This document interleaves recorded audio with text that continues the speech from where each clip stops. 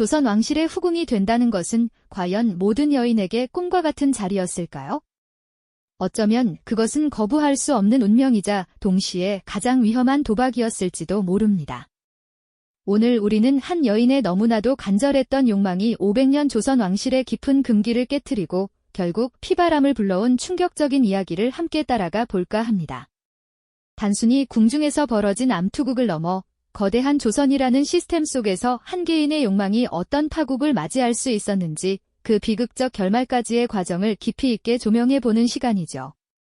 조선시대의 궁궐은 그야말로 엄격한 규율과 질서가 지배하는 세상이었습니다.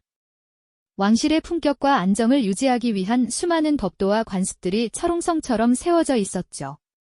특히 왕실의 혈통을 잇는 중요한 자리, 바로 중전의 자리는 그 어떤 것보다도 신성하고 흔들림 없는 기반 위에 놓여 있어야 했습니다. 왕비는 나라의 어머니로서 왕실의 근간이자 백성의 모범이 되어야 했기에 그 선택은 지극히 신중하고 정해진 절차를 따라야만 했죠. 명망 있는 가문의 딸이 간택을 통해 정식으로 왕비가 되는 것이 조선 왕실의 확고한 원칙이자 오랜 전통이었습니다. 하지만 궁궐 안에는 왕비 외에도 수많은 여인들이 존재했습니다. 바로 왕의 사랑을 받는 후궁들이었죠. 이들은 왕의 총애를 얻어 권세를 누리기도 하고 때로는 왕자를 낳아 그 위세를 더하기도 했습니다. 그러나 아무리 왕의 지극한 사랑을 받는다 한들 후궁이 왕비의 자리에 오르는 것은 상상조차 할 수 없는 일이었습니다. 그것은 왕실의 질서를 뒤흔드는 중대한 금기였고 누구도 감히 도전할 수 없는 절대적인 벽과 같았죠. 왕비와 후궁의 신분은 명확히 구분되었고 그 경계를 넘나드는 것은 곧 왕실의 근간을 위협하는 행위로 간주되었습니다. 그런데 이 견고한 금기를 깨트리고 한낱 후궁의 신분으로 왕비의 자리까지 올랐던 여인이 있었습니다. 그녀는 타고난 미모와 비범한 지혜, 그리고 무엇보다 왕의 마음을 사로잡는 탁월한 재능을 지녔었죠. 그 여인의 이름은 바로 장옥정, 훗날 장희빈으로 불리게 되는 인물입니다. 그녀의 등장은 숙종의 지극한 사랑과 맞물려 조선 왕실의 전례 없는 파란을 예고하는 서막과도 같았습니다. 왕의 마음을 얻기 위한 그녀의 간절한 욕망은 단순한 사랑을 넘어 500년 왕조의 뿌리 깊은 전통과 맞서는 거대한 도전으로 이어졌던 것이죠. 장희빈의 이야기는 단순히 한 여인의 성공과 몰락을 다루는 것을 넘어 조선이라는 거대한 사회 시스템 속에서 개인의 욕망이 어디까지 치달을 수 있는지, 그리고 그 욕망이 금기를 넘었을 때 어떤 비극적인 대가를 치르게 되는지를 보여주는 생생한 역사적 기록이기도 합니다. 그녀의 불꽃 같은 삶은 왕실의 엄격한 규율과 인간 본연의 욕망이 충돌할 때 어떤 비극이 펼쳐질 수 있는지를 여실히 드러내고 있습니다. 과연 그녀는 어떻게 그 견고한 장벽을 허물고 왕비의 자리까지 오를 수 있었을까요? 그리고 그 파격적인 선택이 가져온 대가는 무엇이었을까요? 지금부터 그 숨겨진 이야기를 깊이 들여다보겠습니다. 하지만 그녀의 거침없는 상승은 필연적으로 또 다른 여인과의 갈등을 불러왔으니 바로 조선의 국모이자 숙종의 정비였던 인현왕후였습니다. 인현왕후는 온화하고 덕망 높은 성품으로 백성들의 존경을 한몸에 받던 왕비였죠. 두 여인의 대비되는 위치와 성격은 궁궐의 팽팽한 긴장감을 감돌게 했습니다. 한쪽은 왕의 열렬한 사랑을 등에 업고 거침없이 나아가는 불꽃 같은 여인, 다른 한쪽은 묵묵히 국모의 본분을 지키며 왕실의 안정을 염원하는 고요한 여인이었으니까요. 이들의 갈등은 단순한 질투를 넘어 왕실의 법도와 왕의 개인적인 욕망이 충돌하는 거대한 그림으로 번져나가고 있었습니다. 특히 장옥정이 아들을 낳으면서 이 갈등은 걷잡을 수 없는 폭풍으로 변했죠. 1688년 장옥정은 숙종의 첫 아들인 이균, 훗날 경종이 되는 원자를 출산했습니다. 당시 숙종에게는 인현왕후를 비롯한 다른 후궁들에게서 아들이 없었던 터라 이균의 탄생은 왕실의 크나큰 기쁨이자 동시에 엄청난 정치적 파장을 예고하는 사건이었습니다.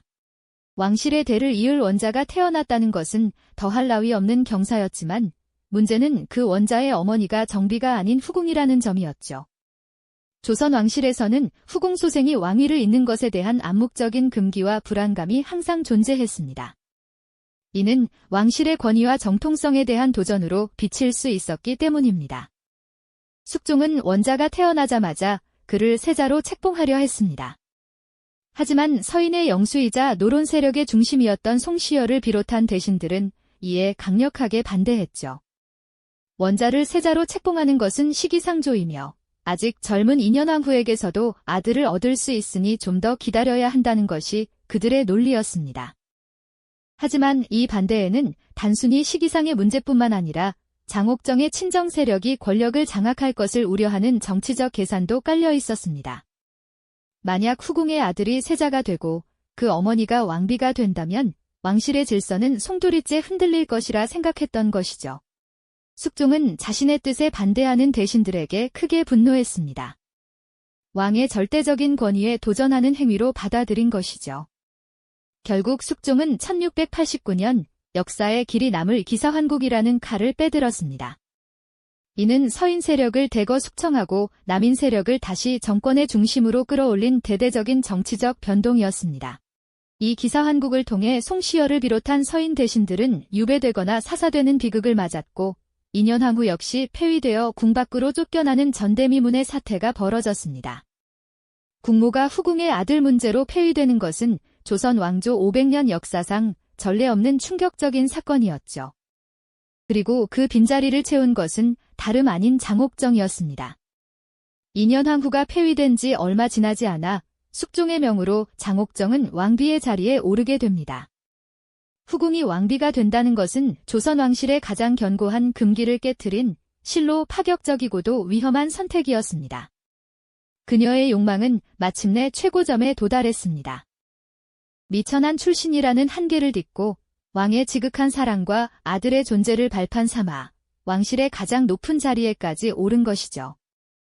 하지만 이 전례 없는 사건은 동시에 왕실 전체에 불길한 그림자를 드리웠습니다. 과연 금기를 넘어선 그녀의 선택이 가져올 대가는 무엇이었을까요? 왕비의 자리에 오른 장희빈, 그녀의 욕망은 이제 또 다른 파국을 향해 치닫기 시작합니다. 왕비의 자리에 오른 장희빈, 그녀의 욕망은 이제 또 다른 파국을 향해 치닫기 시작합니다. 최고 권력의 정점에 선 그녀는 과연 행복했을까요? 어쩌면 그 자리는 그녀의 꿈을 이루어주기보다는 오히려 더 깊은 욕망과 불안을 심어주는 가시밭길이었을지도 모릅니다. 왕비가 된 장희빈은 이제 더 이상 숙종의 사랑만을 갈구하던 한 여인이 아니었죠. 그녀의 친정 세력은 왕실의 권력을 등에 업고 거침없이 권세를 휘둘렀고 이는 백성들의 원성은 물론 조정 대신들의 불만까지 불러일으키는 결과를 낳았습니다. 마치 활활 타오르는 불꽃이 모든 것을 태워버리듯 그녀의 오만과 독선은 왕실 전체에 거대한 그림자를 들이우기 시작했죠. 숙종의 마음속에도 점차 균열이 생겨나기 시작했습니다. 한때 모든 것을 바쳐 사랑했던 여인의 변해가는 모습, 그리고 그녀의 오만함이 초래하는 혼란스러운 상황들을 보며 숙종은 과연 어떤 생각을 했을까요? 아마도 사랑이라는 이름 뒤에 가려졌던 권력의 냉혹한 속성을 깨닫기 시작했을 겁니다. 시간이 흐르면서 숙종의 시선은 점차 다른 곳을 향하기 시작했습니다. 어쩌면 그에게 필요했던 것은 맹목적인 사랑이 아니라 왕실의 안정과 평화였을지도 모르죠. 폐위되었던 인현왕후는 궁 밖에서 병약한 몸으로 고통스러운 나날을 보내고 있었고 백성들은 여전히 패비의 복위를 염원하는 목소리를 높였습니다. 숙종은 흔들렸고 결국 역사의 물줄기는 다시 한번 거대한 소용돌이를 일으키게 됩니다. 바로 갑술환국이라는 이름의 정치적 격변이었죠. 이 환국을 통해 숙종은 장희빈의 오만과 독선을 단죄하고 한때 자신의 손으로 내쳤던 인현왕후를 다시 왕비의 자리로 복위시키는 파격적인 결정을 내립니다. 이는 장희빈에게는 비수와도 같은 소식이었을 겁니다.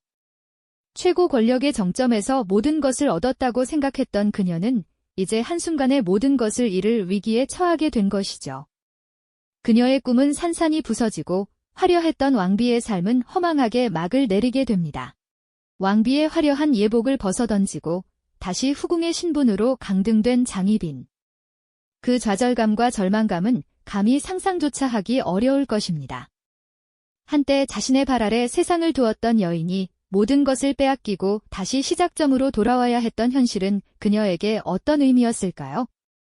어쩌면 그녀는 자신이 넘어서려 했던 조선 왕실의 견고한 금기가 결국 자신을 옥죄는 족쇄가 되었음을 깨달았을지도 모릅니다.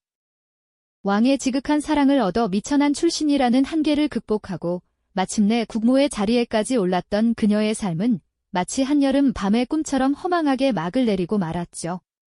그녀의 눈빛에는 한때 불타오르던 욕망의 불꽃 대신 차갑게 식어버린 회한과 불안이 가득했을 것입니다.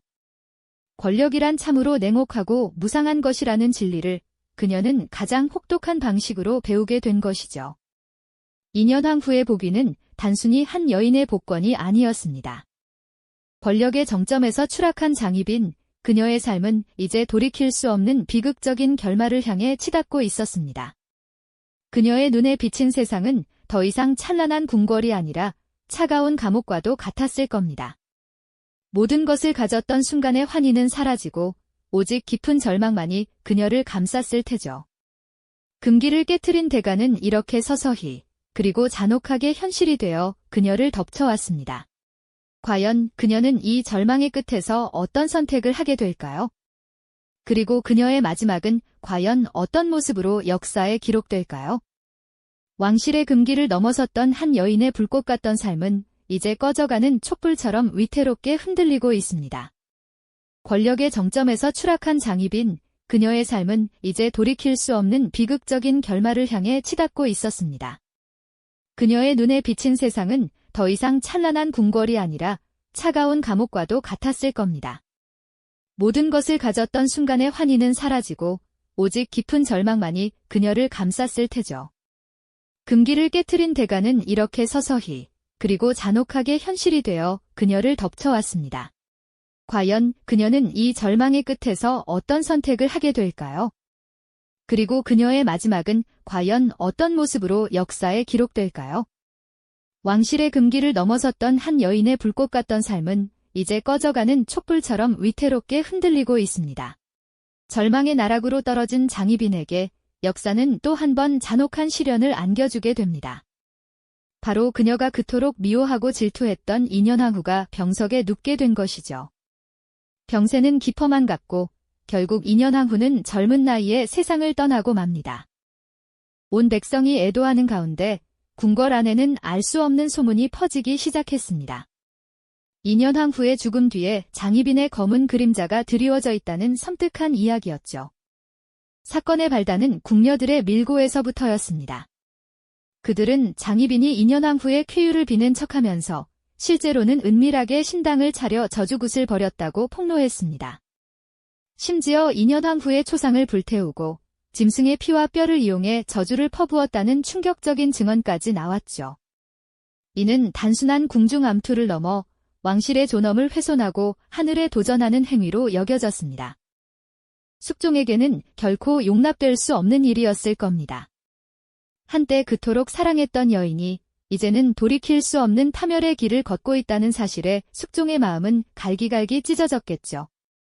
하지만 왕으로서 백성의 안녕을 책임지는 군주로서 그는 사사로운 감정에 휩쓸릴 수 없었습니다. 숙종은 증거들을 확인하고 고뇌 끝에 단호한 결단을 내립니다. 더 이상 장희빈의 죄를 묵과할 수 없다는 판단이었죠. 그녀에게 내려진 처분은 조선 왕실 역사상 전례 없는 그리고 가장 비극적인 것이었습니다. 바로 사사, 즉 사약을 내려 스스로 목숨을 끊게 하는 형벌이었죠. 왕의 지엄한 명령이 떨어지자 한때 화려한 비단옷을 입고 궁궐을 거닐던 장희빈은 초라한 모습으로 마지막 길을 나서게 됩니다. 그녀의 눈에는 한때 꿈처럼 빛나던 궁궐의 풍경이 이제는 차갑고 냉정한 현실로 다가왔을 겁니다. 사랑과 권력을 향한 그녀의 맹렬한 욕망은 결국 자신을 집어삼키는 독이 되어 돌아온 것이죠. 조선 왕실 역사에서 후궁이 왕비의 자리에 올랐다가 다시 강등되고 급기야 사약을 받고 생을 마감한 사례는 장희빈이 유일합니다. 그녀의 비극적인 최후는 단순한 개인의 몰락을 넘어 왕실의 금기를 넘어선 자에게 어떤 대가가 따르는지를 만천하에 보여주는 충격적인 교훈이 되었습니다. 이 사건은 후대 왕들에게도 깊은 영향을 미쳤습니다. 숙종은 장희빈의 비극을 경험하며 다시는 후궁이 왕비가 될 수 없도록 법으로 명문화했으니까요. 이른바 후궁의 왕비 승격 금지라는 강력한 제도가 이때부터 자리 잡게 됩니다. 장희빈의 이야기는 과연 우리에게 어떤 질문을 던지고 있을까요? 단순한 궁중 암투국으로 치부하기에는 그녀의 삶과 선택이 너무나도 강렬하고 그 결과가 너무나도 비극적이지 않나요?